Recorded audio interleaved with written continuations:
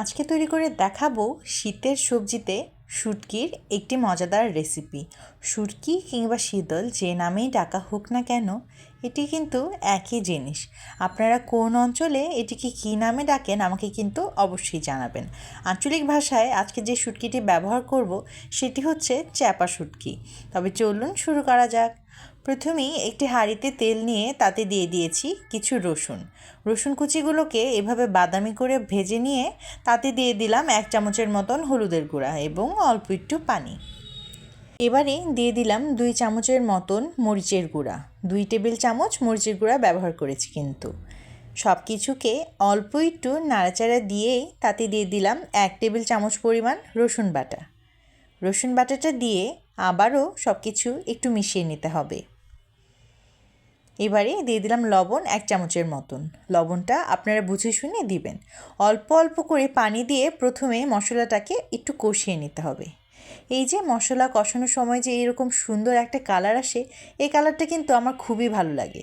কথা বলতে বলতে দিয়ে দিলাম 5 থেকে 6টির মতো চাপা শুটকিগুলোকে আমি আগেই গরম পানিতে ভিজিয়ে ভালোভাবে ধুয়ে নিয়েছিলাম। তারপর মাছটা কিছুক্ষণ কষিয়ে নেওয়ার পর এতে দিয়ে দিলাম শিম, আলু এবং মূলা। সব কিছুকে আস্তে আস্তে করে মিশিয়ে নিতে হবে। আপনারা আপনাদের পছন্দ মতন সবজি ব্যবহার করবেন। চাইলে বেগুনও দিতে পারেন, চাইলে অন্য কোনো সবজিও ব্যবহার করতে পারেন। চ্যাপা শুটকির আরেকটা নাম হচ্ছে পুঁটি মাছের শুটকি। শুটকি কে কে পছন্দ করেন কমেন্ট বক্সে কিন্তু জানাবেন। মোটামুটি কিছুক্ষণ কষিয়ে নেওয়ার পর এটাকে কিন্তু ঢেকে দিতে হবে।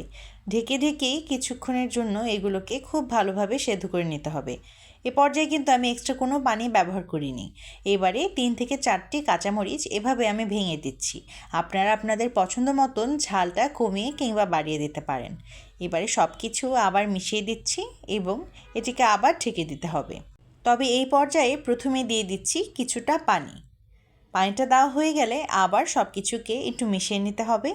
খুব বেশি পানি দেওয়ার প্রয়োজন নেই, আপনারা আন্দাজ অনুযায়ী পানি দিবেন। এরকম যখন অল্প পানি দেওয়া হবে তখনই ঢেকে দিবেন। খুব বেশি পানি দিলে কিন্তু আবার সবজিগুলো অতিরিক্ত গলে যাবে।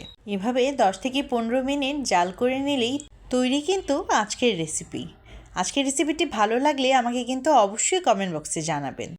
কে কে এভাবে শীতের সবজি দিয়ে শুটকি রান্না করে খেতে পছন্দ করেন সেটিও কিন্তু জানাবেন। আজকের রেসিপিটি যদি ভালো লাগে তাহলে অবশ্যই আমার রেসিপি ফলো করে একবার বাসায় এটি ট্রাই করবেন। এটি কিন্তু দেখতে যত সুন্দর হয়েছে আসলে খেতেও দারুণ হয়েছিল। আজকে তবে এতটুকুই। সবাই ভালো থাকবেন, সুস্থ থাকবেন। ধন্যবাদ সবাইকে।